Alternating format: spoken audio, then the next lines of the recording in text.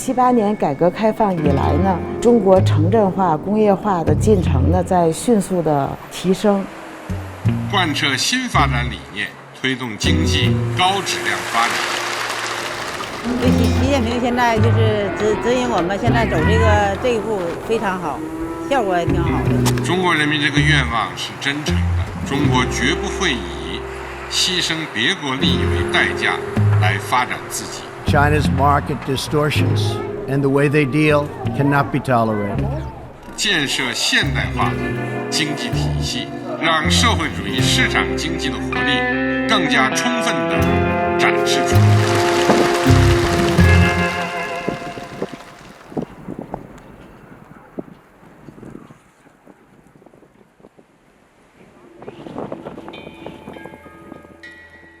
以前吧，就是供孩子念书的时候，孩子念大学的时候，一个月才300块钱的生活费，家庭挺好，贫穷的，也没有摸过厂，也没有赚钱的地方，就是有苦力也没个赚钱的地方。因为家里条件不好，老人身体不好，一直在医院，到现在都是吃药，完了家里开房子。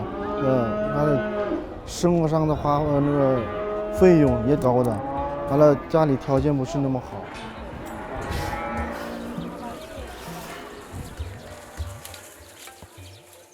好。1950年开始呢，当时国家对地主的土地实行了没收的政策，然后按照不同的地方，以村为单位分给了农民。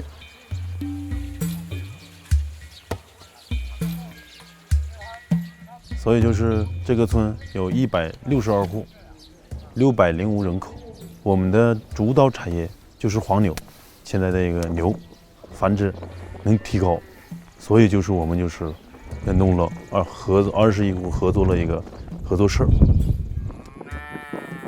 在78年呢，我们就确立了一个制度，就是分到每个农户的这一块土地，尽管名义上还是村里的。个人呢有经营权、有使用权、有收益权，种粮食啊、种菜呀、种水果呀，去获得种植业的收入。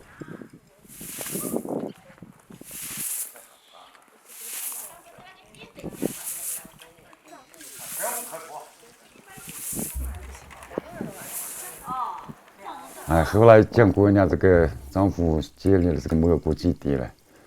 2个人将这个蘑菇基地打工了，每月收入最低也是每天90元的工钱。如果计较了，这就成你的苦耗来了。你苦耗了就挣得多，苦来了就挣得少。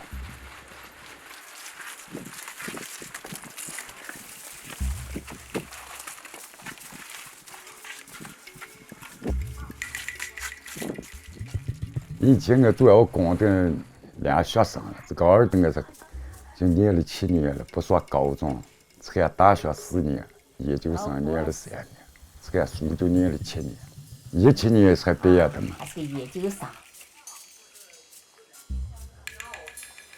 咱们这个项目呢，是由咱们政府投资建设的，一共投资了6.5个亿，就是改变了原来由农户自己家庭小规模的种植，变成这种产业化生产，来从这个方面呢增加农户的收入。通过人家这个蘑菇厂，我这儿倒是2个人每月下来吧，反正来时也能挣5000块钱。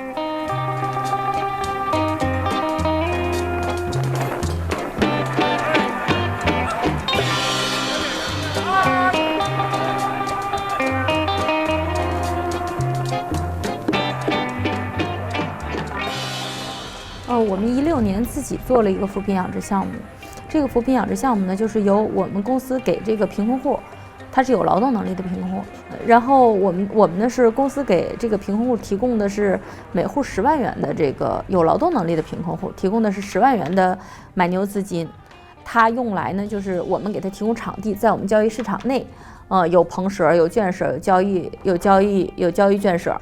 然后呢，因为这块儿有劳动能力的这个贫困户呢，他们在这里面项目里面开始运营，已经开始就是说有一定的收入，所以呢，政府在2017年的时候给了我们10户无劳动能力的。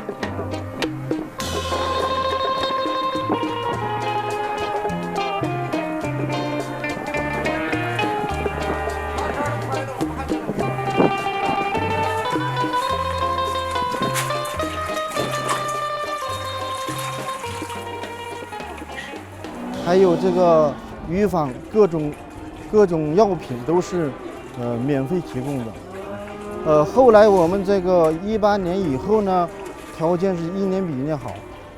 从加入这个扶贫导牛这个行业以来呢，我们每个月能，因为咱们成丰养牛合作社的老板给我们带的10万块钱，完了是免费提供牛圈、牛棚、草棚。还有这个鱼坊各种药品都是免费提供的。后来我们这个18年以后呢，条件是一年比一年好。从加入这个扶贫导牛这个行业以来呢，我们每个月能净剩这个利润能7000到8000，这样的。完了现在条件以前好多了。7、8年以来，加上我们专项的减贫措施，我们一共有按照世界银行的标准，有7亿农村人口摆脱了贫困。中国政府呢，为了实现减贫的目标，加大了财政的投入。2019年，中央本级预算安排的专项扶贫资金是1200亿，占我们整个公共财政一般预算支出的3.4%。So we looked at the distribution of people across 5 income groups, starting at poverty level to low income to middle income and upper middle and higher income groups. And in our definition, middle income is people making $10 to $20 per day. And we find that globally speaking, the number of people who are middle income doubled from 2000 to 2010. Much of this growth came from China alone, which accounted for more than half of this increase. So it's partly a story of the sheer number of people in China who benefited from tremendous growth based on economic reforms initiated by China in the 1980s.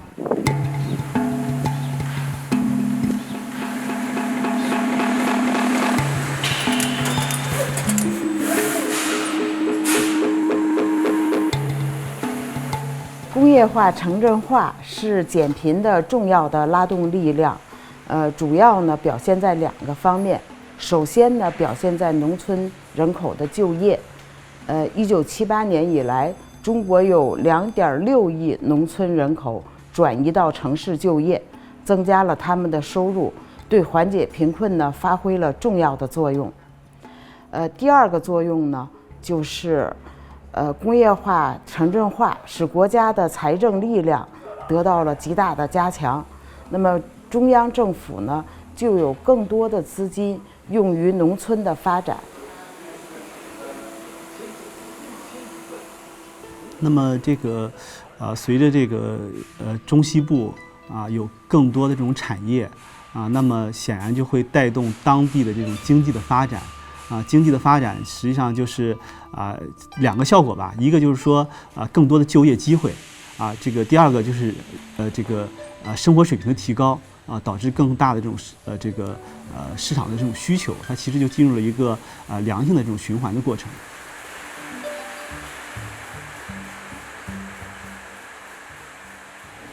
我的父母是农户，在赤峰那边。如果我没有加入伊利，我可能像我的父母一样在家乡种地和务农，因为我们家乡的那个工资比较偏低，是3000多块钱。我加入伊利，我现在的工资是7000到8000之间。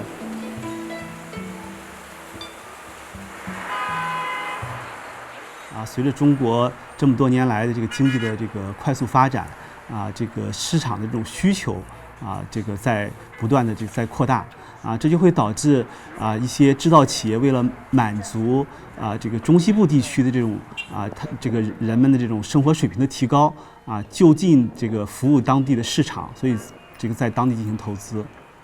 那么同时呢，就是这个中西部地区的很多资源比如说他们的这个农产品资源旅游资源也有了更多的这种需求需要有一些企业去进行这种开发然后满足当地和全国这个市场的这种需求。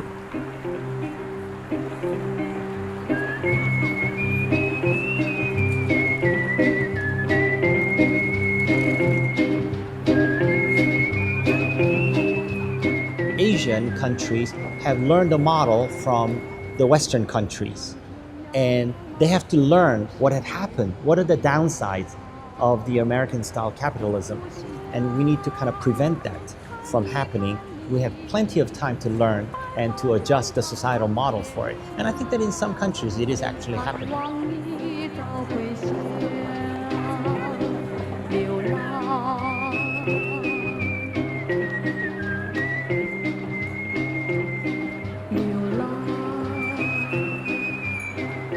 Before the world financial crisis in 2009 or 8, the China economic growth significantly depends on the export sector. But after that, the China cannot rely on this strategy.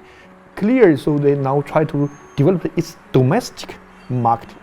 In Asia, even though inequality has been getting worse, economic growth has been extremely strong, which has been more than strong enough to offset any declines in inequality, any worsening in inequality, so that everyone in society is becoming better off.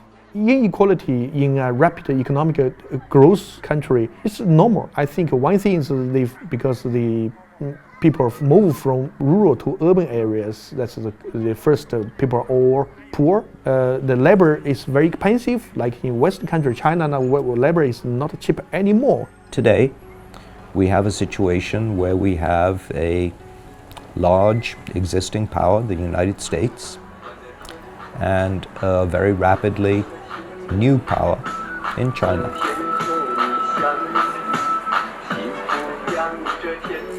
China's economy is getting bigger, and its technology, despite many of the stories that you see, is still in most sectors far below the United States. But in every area, China's catching up. And the question for everyone is, how will these two great powers actually deal with each other? I think the next 50 years for Asia is a dangerous moment if they do not address the continuation of the more communal way of thinking about the whole of the society, as opposed to just rewarding those who have done well to earn the rewards of their hard work and their creativity.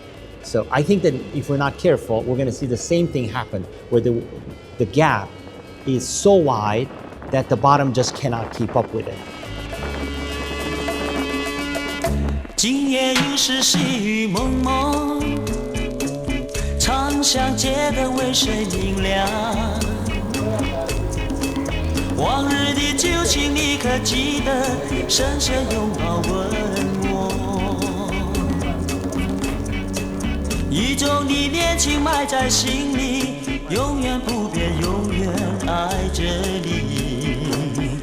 一江春水向东流，往事不堪回首。相思滋味有谁知道？夜夜为你失眠到天明。我为你伤心伤到底，希望你再回心重温旧